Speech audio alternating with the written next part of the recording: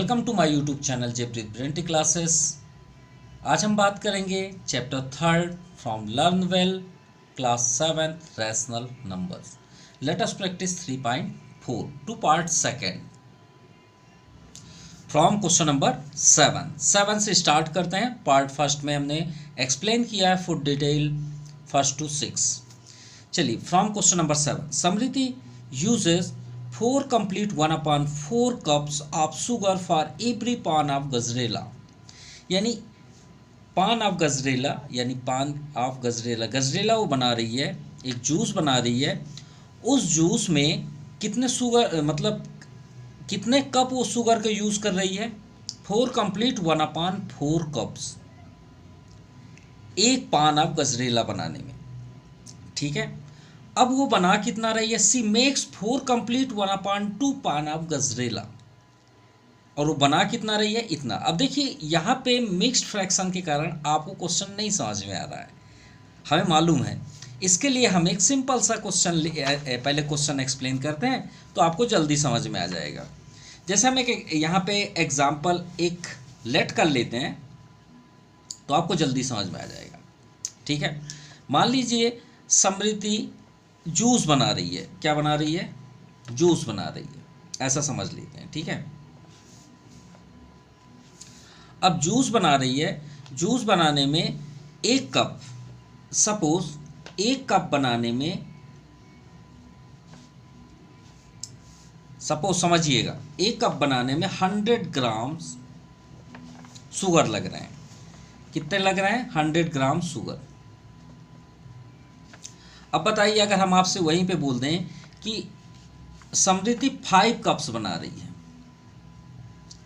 5 cups juice बना रही है, तो उसे कितने ग्राम शुगर लगेंगे? तो आप फटाक से आंसर बोल देंगे सर 500 लगेंगे। कैसे? 5 × 100। अब बताइए, अब समझ में आया कि नहीं आया?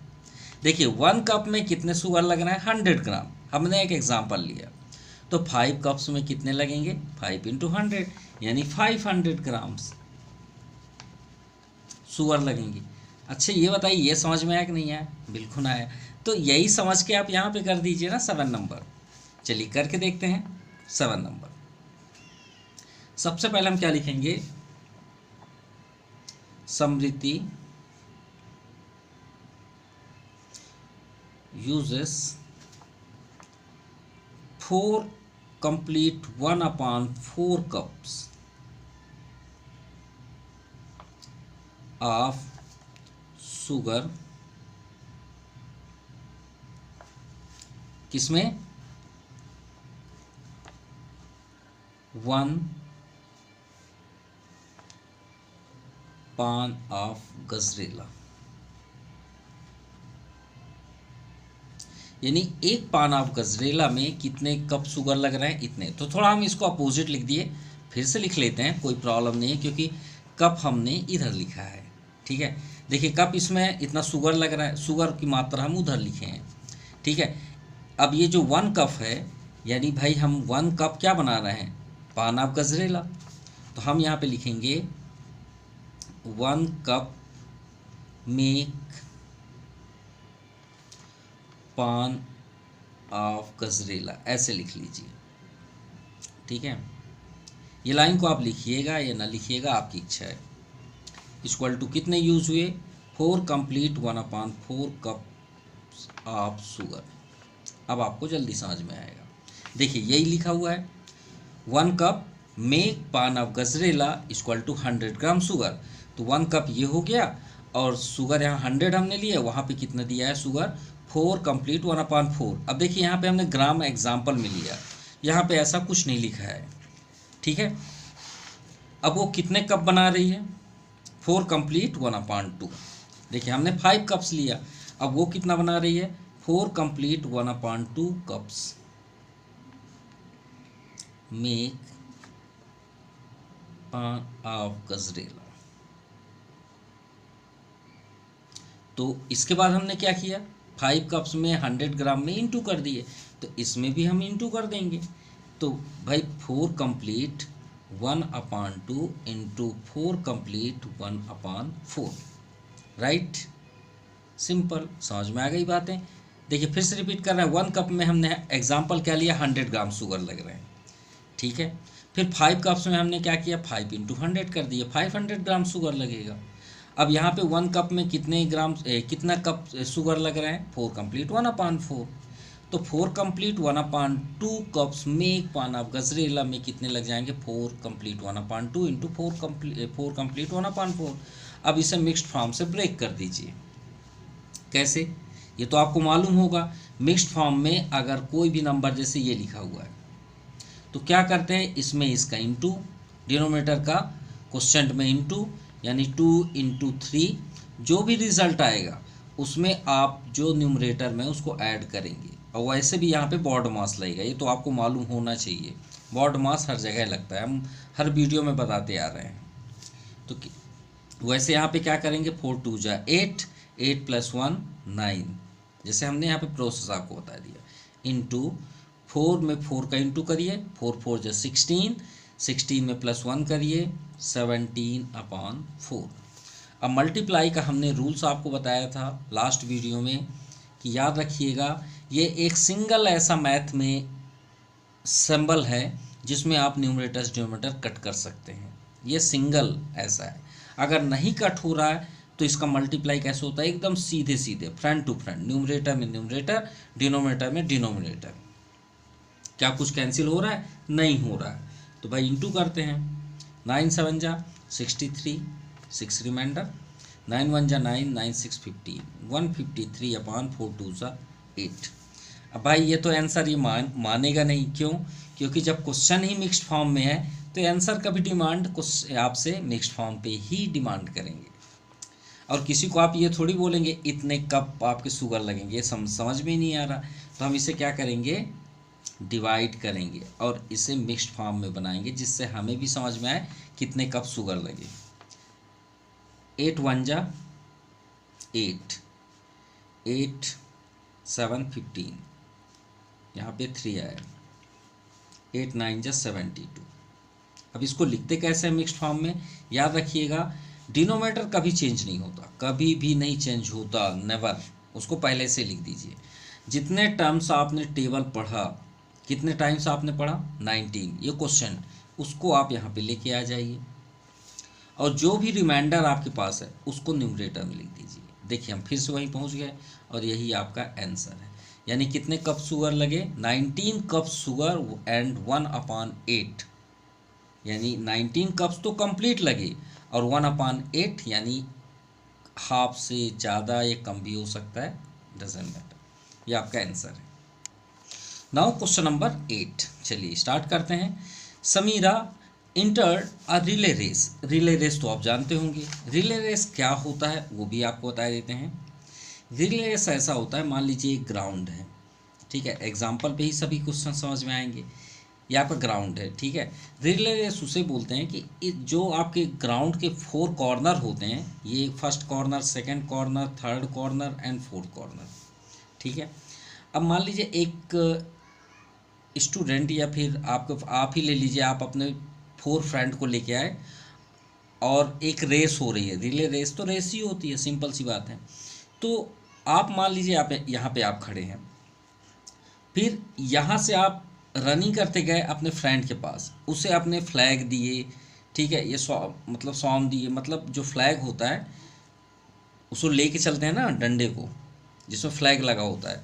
तो आप इसको लेके गए, यहाँ पे एक फ्रेंड है, वो उसे टेक किया, फिर वो दौड़ा, फिर थर्ड पर्सन को वो अपना दिया फ्लैग और फिर वो वहाँ से यहाँ तक दौड़ा, ठीक।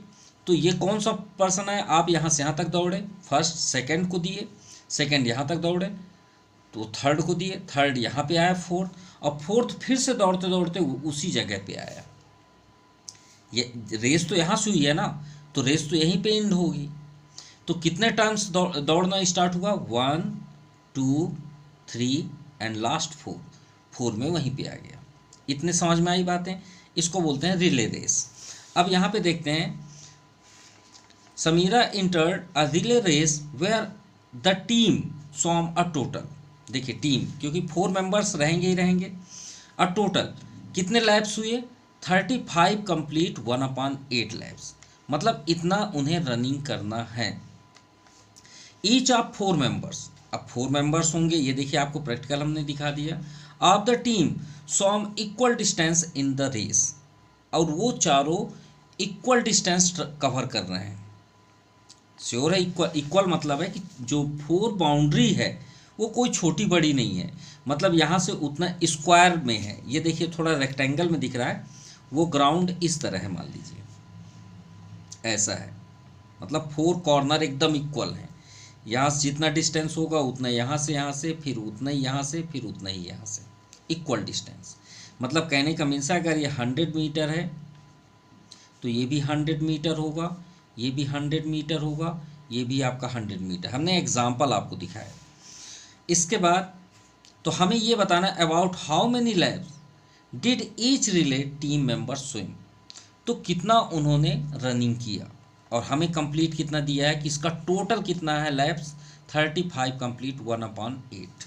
चलिए ठीक है, अब इसमें आपको दिया है तो आपको नहीं समझ में आएगा। अब हम आपसे अगर बोलें कि ये आपका ग्राउंड है, एग्जाम्पल के बिना तो बिल्कुल नहीं समझ में आएगा। तो ये मान लीजिए ग्राउंड है, इक्वल है, और अगर हम बोल दें कि 4 इक्वल यहाँ पे रनिंग किए और टोटल डिस्टेंस हुआ 28, टोटल डिस्टेंस मतलब यहाँ से दौड़ना स्टार्ट हुआ तो ये 28 मीटर का ग्राउंड है टोटल, उसके बाउंड्री। और कितने इसमें मेंबर्स दौड़े हैं, 4 मेंबर्स। तो बताइए एक मेंबर कितना दौड़ा, बताइए एक मेंबर यहाँ से यहाँ तक कितना दौड़ा, जबकि जब चारों को हमने ऐड किया तो 28 हुआ, तो एक मेंबर कितना दौड़ा। तो हम क्या करेंगे, वो 4 का डिवाइड कर देंगे, 4 7 जा 28, यानी एक मेंबर ने 7 मीटर दौड़े हैं। अब आप काउंट करके देख लीजिए, 7 14 3 21 7 4 28 कंप्लीट हुआ। समझ में आ गई बातें। तो यहाँ पे हमें क्या गिवन है, यहाँ पे हम लिखेंगे number of lapse each member swim, कितना टोटल कितना है। हमने यहाँ पे देखिए, अरे हमने तो सीधे सॉल्यूशन कर दिया, नंबर हमें बताना है ना कितने लैप्स करना है, मतलब कितने कंप्लीट किए। तो हमने यहाँ पे क्या किया, डिवाइड। तो हम यहाँ पे क्या लिख देते हैं, टोटल, ये आपका दिया हुआ है, टोटल कितना दिया है, total total of swam 30 upon total member, ये हो गया। टोटल ऑफ स्वॉम कितना है, यहाँ पे गिवन है 35 कंप्लीट 1/8, 35 कंप्लीट 1/8। अब ये डिवाइड का सिंबल है, अपॉन मतलब डिवाइड। नेक्स्ट कितना है, अच्छा ईच मेंबर तो 4 है ना। चलिए इसे कंप्लीट करते हैं, पहले मल्टीप्लाई। तो मल्टीप्लाई करने पे आपका आ जाएगा 281 अपॉन 8। 35 में 8 का इंटू करेंगे तो 280 होगा, 280 में 1 ऐड करेंगे 281 अपॉन 8 और डिवाइड 4। अब हमने रैशनल नंबर की प्रॉपर्टी में आपको बताया कि कभी भी याद रखिएगा P/Q और R/S। अगर आपको फार्मूला जानना है तो हम बनाए दे रहे हैं। जब भी कभी रैशनल नंबर आपके पास हो और बीच में डिवाइड का साइन हो तो आप क्या करें, इसे P/Q कर लें, डिवाइड को हटा के आप वहाँ मल्टीप्लाई कर दीजिए और बाद में जो आपका रैशनल नंबर है उसका रेसिप्रोकल कर दीजिए। रेसिप्रोकल मतलब उसे पलट दीजिए, ऐसा आपका ऊपर हो जाएगा और जो न्यूमरेटर में है वो आपका नीचे आ जाएगा। फिर ये कौन सा सिंबल हो जाएगा, मल्टीप्लाई, जो कि हमने अभी 7 नंबर में सॉल्व किया। तो चलिए इधर भी हम अपॉन 1 लिख सकते हैं, बिल्कुल लिख सकते हैं।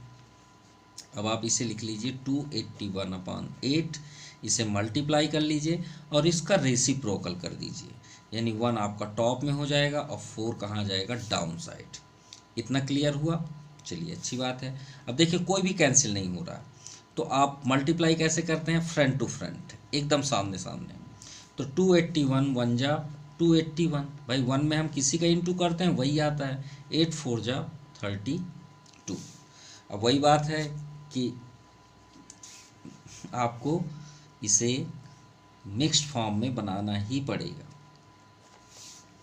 चलिए इसी में करते हैं। तो 32 8 जा 8 2 जा 16, 1 रिमाइंडर, 8 3 जा 24, 1 25, 6 5 11, 7 minus 5 2, cancel 25।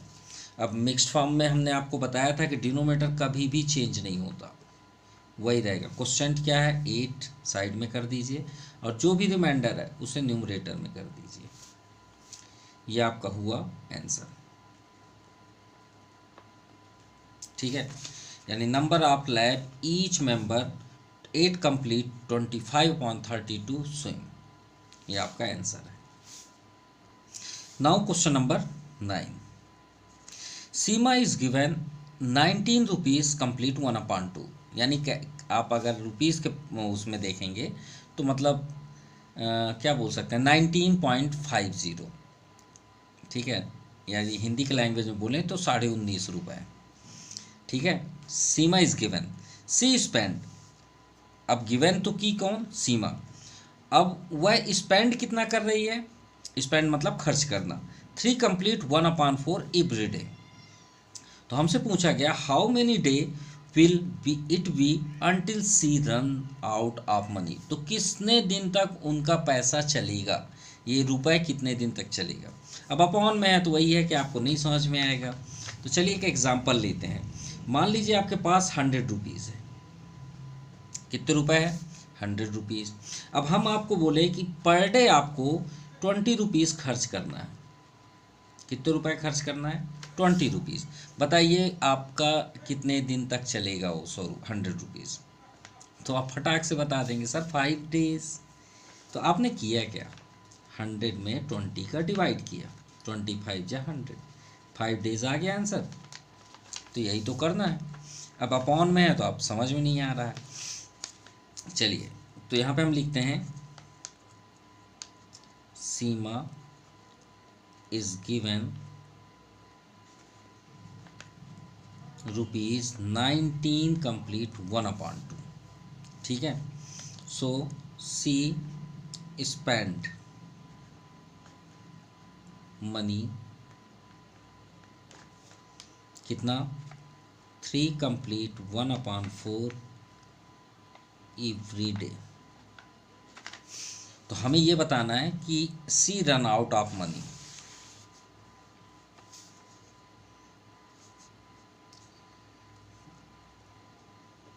Run out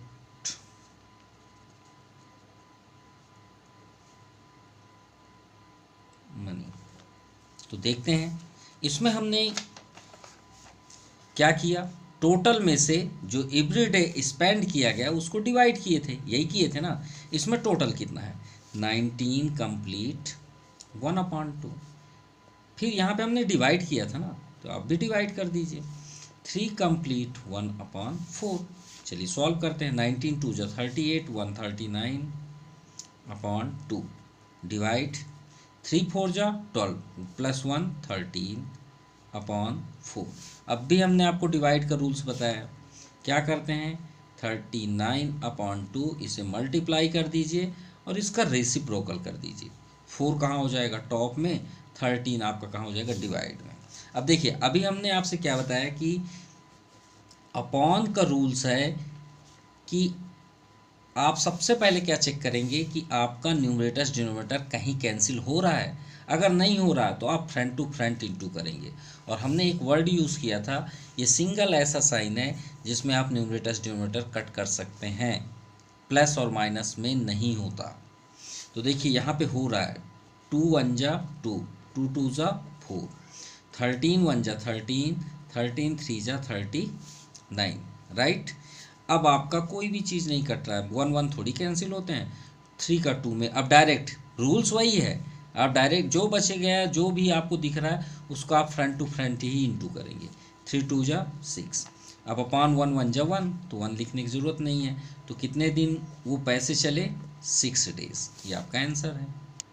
now question number 10, Mika tore off 7 pieces of toilet paper. Explain नहीं करेंगे, आप समझ गए होंगे। टॉयलेट पेपर है 7 पीसेस है, ठीक है, 7 पीस।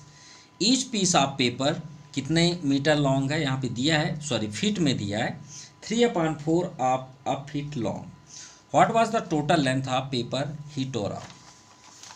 ठीक है, चलिए हम एक एग्जांपल लेते हैं, तो एग्जांपल में आपको जल्दी है समझ में आता है।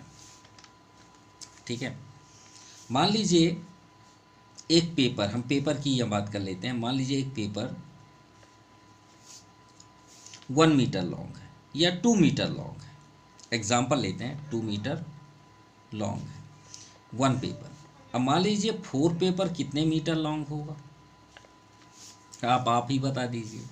8 मीटर होगा, नहीं होगा 2। अब आपने क्या किया, 2 4 जा 8 मीटर लॉन्ग, तो वही तो करना है यहाँ पे हमें। तो हमें यहाँ पे क्या दिया है, 7 pieces of toilet paper, 7 piece है, तो ईच पीस ऑफ पेपर, पहले हम ये लिखते हैं,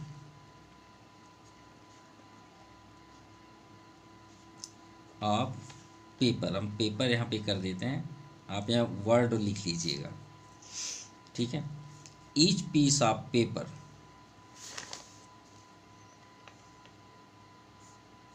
लिखना ही पड़ेगा। अब ठीक है, कितना है, 3 कंप्लीट 1/3/4 ऑफ फीट लॉन्ग। हमें कितना बताना है, 7 पीस। तो ठीक है, 7 पीस का बता देते हैं।